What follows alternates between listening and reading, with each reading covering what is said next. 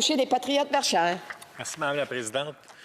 Alors aujourd'hui, on est en Chambre pour débattre du projet de loi C-52, un projet de loi, je dirais, fort attendu, en tout cas pour ma part, fort attendu parce qu'il y a quelques éléments là-dedans quand même qu'on trouve positifs puis qu'on trouve que ça vaut la peine de saluer.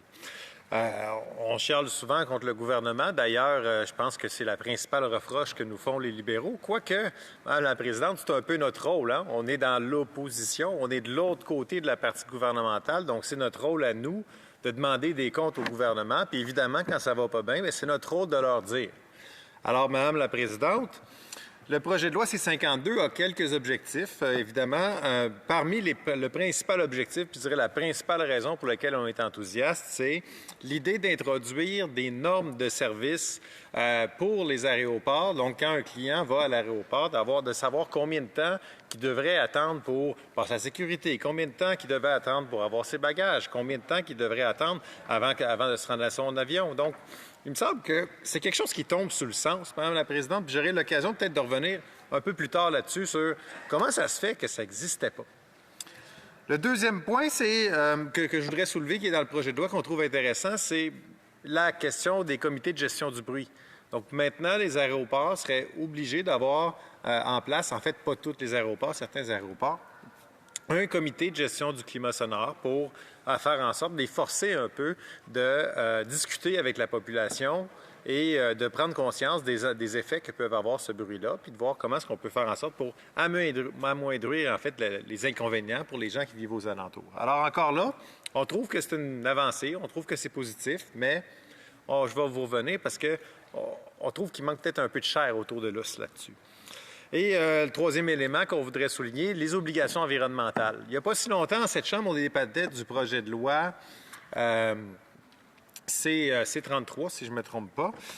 C-33 qui est maintenant, en fait, en étude en comité, donc au Comité permanent des transports, qu'on étudie présentement. Puis dans ça aussi, il y avait l'idée d'avoir des obligations gouvernementales, pas gouvernementales, mais des obligations environnementales pour les ports. Donc, de dire que les ports canadiens devraient faire partie de la stratégie pour s'adapter au changement climatique, mais aussi faire en sorte que, éventuellement, qu'on réduise aussi nos gaz à effet de serre. Donc, que les aéroports fassent partie de ça, puis soient soumis au même genre d'exigences, puis qu'il y ait besoin de se doter justement de ce genre de plan-là. Encore là, ça tombe un peu sous le sens. Je trouve ça très, très positif aussi.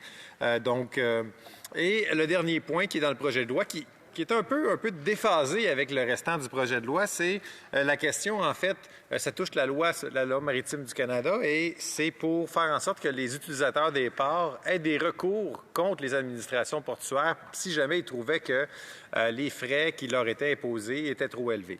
Donc, on comprend que c'est peut-être quelque chose qu'ils ont oublié de mettre dans le projet C-33, qui s'est ramassé dans le projet de loi C-52, qui pourtant, les deux projets de loi ont été déposés quand même à quelques mois, quelques semaines, un de l'autre. Donc, vraiment, probablement quand un est en train de s'écrire, l'autre aussi. Alors, je me demande comment ça se fait que ce n'est pas dans le bon projet de loi, mais quand même, on aura peut-être l'occasion d'approfondir davantage cette notion-là. Là où je voudrais peut-être davantage mettre l'accent pour commencer, dans un premier temps, c'est toute la question, en fait, des fameuses normes de service. En fait, pourquoi est-ce que le gouvernement arrive là, puis avec l'idée de mettre en place des normes de service dans les aéroports? En fait, l'idée, c'est pas que se sont levés un matin avec cette idée-là, c'est parce qu'on a eu tellement de problèmes dans les dernières années que ça devenait comme incontournable.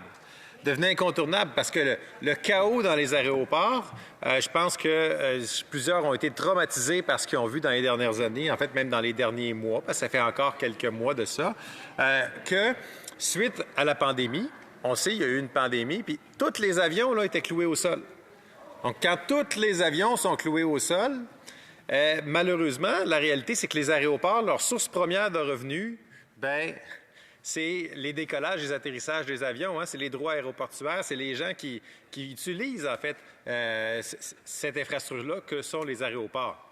Alors, ce qui s'est passé, c'est la même chose pour les compagnies aériennes. Leur revenu vient d'où? Leur revenu, il vient des gens qui achètent des billets pour s'envoler, pour aller visiter leur famille, pour aller à l'étranger en tourisme, pour des occasions d'affaires. Alors, on se ramassait, en fait, que pendant la pandémie, on a arrêté la vente de billets d'avion. bien, ça veut dire aussi qu'on arrête tout ce personnel-là qui était payé. On avait des pilotes, des agents de bord, on avait des gens au service à la clientèle, on avait du monde qui travaillait dans les kiosques, du monde même dans les restaurants, dans les aéroports. En fait, un paquet de monde qui travaillait dans les aéroports que du jour au lendemain, on leur disait, bien là, on n'a plus besoin de vous autres. Les pilotes, on n'avait plus besoin d'eux autres. Les contrôleurs aériens, on n'avait plus besoin d'eux autres. Les gens qui font les douanes, en fait, qui s'assurent qui font les services douaniers, donc les douaniers qui sont à les aéroports. On parle des gens aussi du service de sécurité. Tout ce monde-là, du jour au lendemain, bien, on les envoyait chez eux. Alors, pendant presque 2 ans, tout ce monde-là sont restés chez eux. Puis là, qu'est-ce qui s'est passé? Quand que les services, en fait, ont commencé à reprendre, hein, quand on a dit, bien là, c'est la fin de la pandémie, vous pouvez commencer à voyager à nouveau. Mais là, qu'est-ce qu'on fait? On peut-tu rembaucher tout le monde qui vient de passer 2 ans chez eux? Il y en a qui ont décidé d'aller faire d'autres choses de leur vie. Ils n'ont pas resté chez eux à attendre patiemment que, magiquement, qu'il y ait une job. Hein? Tout le monde a besoin de payer ses comptes à un moment donné. Puis c'est ça la réalité. Bien, la réalité, en fait, c'est aussi que, contrairement à bien d'autres pays dans le monde, le Canada faisait exception, a décidé de ne pas aider son industrie aéronautique. Il a décidé de ne pas aider ses aéroports. Donc, les aéroports et les compagnies aériennes, qu'est-ce qu'ils ont fait? Bien, ils ont licencié. Ils ont dû mettre le monde dehors carrément, les mettre sur le chômage, puis quand c'était pas, les mettre sur la PCU. Alors, évidemment, ça a créé un gros problème, un très gros problème, Madame la Présidente. Ça a été décrié par l'ensemble de l'industrie aéronautique qui disait comment est-ce qu'on va faire pour redémarrer. Premièrement, les aéroports, même s'ils mettent tout le monde dehors, là, ils ont des projets d'infrastructure. Comment est-ce qu'ils font pour agrandir s'ils n'ont plus de revenus? Il y a encore des prêts, parce que parfois, ils se sont endettés pour construire des infrastructures. Bien, comment est-ce qu'ils font pour rembourser ces prêts-là? Puis là, on va parler de la même chose, les compagnies aériennes. Bien beau, les avions, il faut les payer. On doit maintenir un minimum de staff. Donc, il y avait un méga problème. Et tout ça, en fait, le gouvernement pensait sauver de l'argent. Mais au final, ce qui s'est passé, c'est que nos industries, nos aéroports, et puis nos compagnies aériennes, ils se sont endettés. Ils se sont endettés, ils ont accumulé des déficits pendant la pandémie, Madame la Présidente, puis qu'on parle ça, par exemple, à NAV Canada. NAV Canada, Madame la Présidente, ils ont imposé des augmentations de tarifs de 30 unilatéralement, boum, d'un coup. Alors que les avions, ils volaient plus dans les airs, on leur demandait plus cher si jamais ils voulaient décoller, Madame la Présidente, parce que le gouvernement a refusé de les aider. Et évidemment, ça a tué le transport aérien, en particulier le transport aérien régional, parce que dans un avion qui va en région, il y a pas mal moins de monde que dans une grande avion qui est transcontinentale, hein, 300 passagers puis 6 passagers. Si on impose des augmentations de 30 le 30 il est réparti à pas mal moins de monde sur un petit avion que sur un gros avion.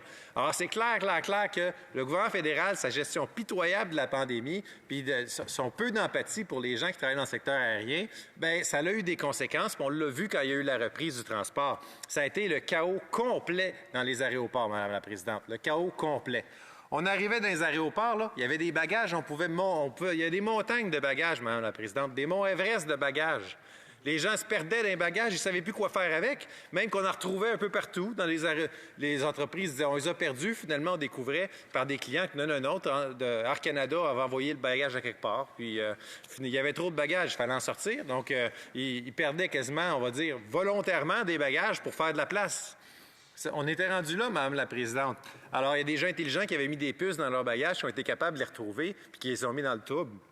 Madame la Présidente, on a aussi eu des gens qui, comme les compagnies aériennes, voulaient faire de l'argent, parce que là, enfin, ils pouvaient fonctionner. Bien là, ils ont rembauché le maximum de monde qu'ils pouvaient. Mais veut pas, un pilote, là, quand ça fait 2 ans qu'il n'a pas volé, il n'est pas formé demain matin. Hein? Il faut qu'il se remette à se pratiquer. C'est la même chose pour le personnel. Ça prend des approbations de sécurité. Alors, par exemple, pour les gens qui travaillent sur les aéroports, on n'en met pas n'importe qui dans un aéroport. On connaît les risques que ça peut avoir pour la sécurité. Alors, qu'est-ce qui s'est passé? Bien, le gouvernement, encore là, il a été très, très lent à émettre les permis de sécurité. Donc, les aéroports étaient bloqués. Les compagnies aériennes étaient bloquées. Ils ne pouvaient pas avoir de personnel. Puis là, après ça, comme il y avait des délais, puis comme il y avait des vols en retard, bien là, le gouvernement, il blâmait qui? Il blâmait les compagnies aériennes, Madame la Présidente. Alors, c'est un peu fou, hein? C'est eux autres qui ont décidé de ne pas les aider. Puis après ça, c'est eux autres qui blâment aussi les mêmes qui ont décidé, en fait, de ne pas aider pour ne pas être capables de suffire à la demande. Donc, c'est ce qu'on a vu comme gestion gouvernementale pendant la pandémie. Et puis là, il y avait un autre problème, c'est que là, on disait les compagnies aériennes ont surbooké par rapport à leur capacité. On peut dire qu'il y a du vrai là-dedans. Hein? Si tu n'as pas assez de personnel pour prendre le nombre de vols que tu affiches et que tu veux mettre en vente, bien, c'est sûr qu'à un moment donné, tu n'arriveras pas à opérer le même nombre d'avions puis le même nombre de vols si tu n'as pas le personnel qu'il faut. Et encore là, si tu n'as pas le personnel qu'il faut, tu n'arrives pas à les opérer. Mais même, donc, le gouvernement mettait le blâme sur ces compagnies aériennes, mais il ne regardait pas dans sa cour. Parce que dans sa cour aussi, il y avait des problèmes. Comment ça se faisait que les services de sécurité, les gens pouvaient attendre des heures pour traverser les services de sécurité? Comment ça se fait qu'on pouvait attendre des heures pour traverser les services douaniers, Madame la Présidente? Comment ça se fait qu'il n'y avait plus de contrôleurs aériens, puis que là, bien, il fallait qu'ils annulent des vols parce qu'il n'y a personne pour diriger les avions, Madame la Présidente? Alors, le gouvernement a essayé de mettre le blâme sur les compagnies aériennes puis sur les aéroports en disant c'est pas de ma faute, c'est de leur faute à eux autres. Mais dans la réalité, ils ont oublié un peu de regarder dans leur cours.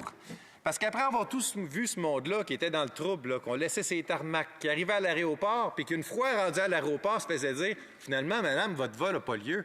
Tu dis, ben voyons, il n'aurait pas pu y dire avant qu'il se rende à l'aéroport. Donc, il fallait attendre qu'il soit rendu à l'aéroport pour lui dire que son vol était annulé, Madame la Présidente. Complètement débile, mais c'est comme ça que ça se passait. Alors, c'est sûr que la congestion était monstre, était totale, la frustration était extrême. Il y avait du monde qui dormait dans les aéroports, pas de chambre d'hôtel, pas de brosse à dents, rien, là, rien à manger, qui étaient pris dans d'autres pays, dans le sud ou dans des destinations touristiques, puis qui étaient dans le trouble, puis que les compagnies aériennes les laissaient tomber. Puis là, ce qui se passe, c'est que quand tu as un vol qui est en retard, bien souvent, c'est le même avion qui va aller ailleurs. Donc, tu as un avion qui est en retard, le vol d'après, il va être en retard aussi. Tu as un bagage qui est égaré, bien là, qu'est-ce qui se passe? Le vol arrive en retard, bien, les bagages devaient être transférés sur un autre avion. Mais si l'avion est en retard, puis l'avion d'après part, bien, alors que ton avion, d'où sont les bagages initialement, n'est pas arrivé, ça veut dire que les bagages ne se transféreront pas d'un avion à l'autre. Donc, vous imaginez tout le foutoir que ça a créé.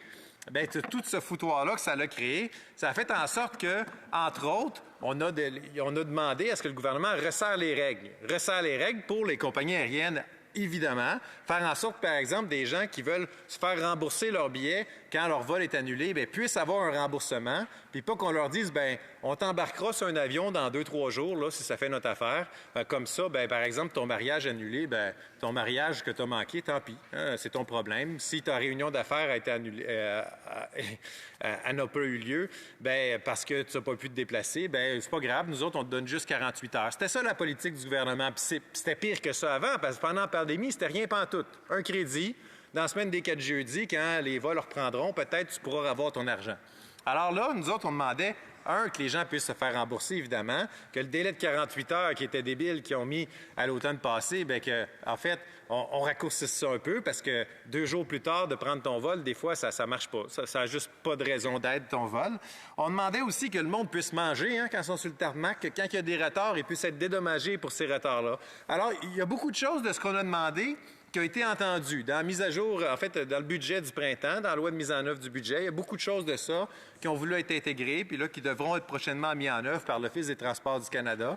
Alors ça, on peut saluer ça, bien que ça a été l'enfer, l'enfer pour à peu près tout le monde. On peut dire, bon, on a espoir de voir des projets, en fait, des améliorations, des progrès prochainement. Mais encore là, le gouvernement avait dit, OK, c'est encore la même logique, hein? On s'attaque aux compagnies aériennes. On dit, on va mettre le fardeau sur les compagnies aériennes, mais on ne regarde pas dans notre cours. Bien là, avec les normes de service, il y a peut-être un peu un éclair de génie, là. On a peut-être vu la lumière un petit peu. On s'est rendu compte que, il y a peut-être aussi des problèmes dans le cours du gouvernement, Madame la Présidente. Alors, au moins, en mettant des normes de service, là, on va pouvoir mesurer. Hein? Quand, par exemple, une compagnie aérienne doit rembourser un billet ou doit fournir un dédommagement à quelqu'un, bien, le client, lui, quand son vol est en retard, il ne se demande pas sa faute à qui. Lui, son vol est en retard ou son vol est annulé, puis il veut son remboursement. C'est correct, ça. C'est normal, puis c'est à ça qu'on s'attend.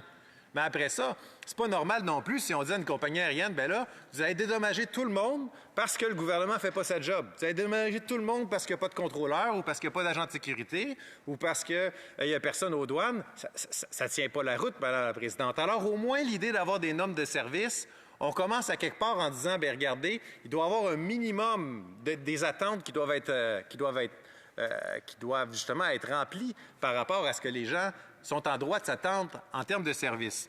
Alors, on salue l'idée d'amener des normes de service. Et puis, il restera à voir, par exemple, ça va être quoi ces normes de service-là? Parce que là, dans le projet de loi, ça dit le gouvernement va pouvoir imposer des normes de service. Ouais, OK. Je suis bien d'accord, mais l'affaire, c'est que quand on ne sait pas c'est quoi les normes de service, évidemment, moi, je ne suis pas... C'est pas moi qui opère les aéroports, là, mais à un moment donné aussi, on veut être sûr que ce soit quelque chose qui a du bon sens. Puis ça, on n'a pas de garantie encore que ce le soit. Alors, on verra en comité si on arrive à justement préciser un peu ça ou avoir un peu plus d'informations sur où est-ce qu'ils veulent s'en aller avec ça. Alors bon, il y a quand même beaucoup de progrès potentiels dans ce projet de loi-là, puis c'est pour ça qu'on aimerait ça le voir aller en comité. Un autre volet du projet de loi que je voudrais aborder, Madame la Présidente, je constate que le temps file assez vite, c'est toute la question, en fait, de la gestion du bruit dans les aéroports. Pourquoi je veux vous parler de ça, Madame la Présidente? Parce que, évidemment, ce n'est pas l'élément le plus fort du projet de loi. Hein? Je pense que c'est à peine quelques paragraphes là, où on dit les aéroports vont devoir mettre en place des comités de gestion du bruit. La plupart des aéroports, en tout cas, s'ils ont du bon sens, il y en a qui l'ont déjà, là, donc ça ne va pas changer être le jour et la nuit pour eux autres. Mais on définit un peu c'est quoi le genre de comité de gestion du bruit qu'on voudrait voir. En fait, on parle d'un comité de gestion du bruit qui réunirait, en fait, NAV Canada, ça a du bon sens, un élu municipal local, ainsi qu'un représentant des transporteurs aériens, en plus de l'aéroport, évidemment, qui devrait répondre aux questions du public puis entendre les doléances de ce que les gens vivent. Alors, nous autres, on trouve ça positif de voir ça, un comité de gestion du bruit, Madame la Présidente, mais on aimerait ça qu'on aille un petit peu plus loin. Un petit peu plus loin parce que je me suis informé un peu, puis ailleurs dans le monde, là, en fait, premièrement, je vais revenir là-dessus, le comité de gestion du bruit s'applique juste aux aéroports qui ont 60 000 mouvements et plus. 60 000 mouvements et plus, j'ai regardé à combien d'aéroports ça s'appliquerait au Canada. En fait, on parle de 4 aéroports, Madame la Présidente. Je ne sais pas combien d'aéroports il y a, là, mais j'ai une feuille avec toute la liste, puis il y en a au moins une centaine. Je comprends qu'on ne demande pas ça à un petit aéroport qui n'a même pas un employé, mais d'un autre côté, 4 aéroports où je pense qu'il y a un petit peu plus, ça en prendrait un petit peu plus que ça. Alors, on pense que ça devrait s'appliquer à beaucoup plus d'aéroports, premièrement, ces comités de gestion du bruit-là. Et on pense aussi que les aéroports, tout comme il y a des normes de service, en fait, pour le service, bien, il devrait aussi avoir peut-être des normes de bruit. Hein, des normes de bruit pour les gens qui vivent autour de ces aéroports-là, ce qui n'existe pas au Canada, Madame la Présidente. Ils peuvent avoir le bruit qu'ils veulent. Le monde n'a rien à dire. C'est comme ça que c'est traité en ce moment. Et c'est un peu triste parce que l'acceptabilité sociale de ce développement-là, bien, évidemment, il faut qu'il soit au rendez-vous. Alors, d'autres pays dans le monde ont des normes d'émissions sonores. Les États-Unis, là, ils doivent avoir un maximum de bruit qui a dans les gens, bien, pour les gens qui habitent aux alentours. Quand on va, par exemple, en Europe, il y a aussi des normes d'émissions sonores. L'Organisation mondiale de la santé a travaillé sur des normes d'émissions sonores pour protéger la santé des gens. Pourquoi est-ce qu'au Canada, là, un pays du G7, un pays membre de l'OCDE, qui est moderne puis tout, pourquoi est-ce qu'il n'y a pas de normes de bruit pour les gens qui habitent autour? Ça ne tient pas la route, Madame la Présidente, puis on pense qu'il faut aller par là. Il faut mesurer le bruit, il faut le dévoiler, puis il mesure déjà le bruit. C'est ça la réalité. Est-ce que c'est la bonne méthode? Est-ce que c'est parfait? Il y a un système de calcul théorique pour mesurer le bruit qu'on appelle le PAS, la prévision d'ambiance sonore. Alors nous, on pense que ce fameux PAS-là aussi devrait être accessible au public. Tout le monde pourrait savoir c'est quoi le bruit qu'on pense qu'il va y avoir au-dessus de ma tête quand j'achète ma maison. Ça serait le fun de le savoir pour les gens. Puis si le bruit est excessif par rapport aux normes qu'on aimerait voir, bien, ça se pourrait-tu qu'on puisse mettre en place des mesures pour réduire ce bruit-là, Madame la Présidente? Alors, ça aiderait, je pense, tout le monde à prendre des meilleures décisions puis avoir un meilleur vivre ensemble, Madame la Présidente. Alors ça, c'est un élément majeur qu'on voudrait voir comme changement. En fait, dans le projet de loi C-52 qu'on veut apporter, on espère qu'on aura la collaboration de tout le monde autour de la table. Et puis, Madame la Présidente, comme vous savez, on est là pour travailler constructivement à améliorer tous les projets de loi qui seront déposés en cette Chambre pour le bénéfice de la collectivité, même si c'est un pays qui n'est pas le nôtre, le Canada. Mais au bout du compte, tant qu'on ne sera pas dedans, on va travailler à améliorer ça. Mais évidemment, notre objectif ultime, c'est d'en sortir au plus vite, Madame la Présidente.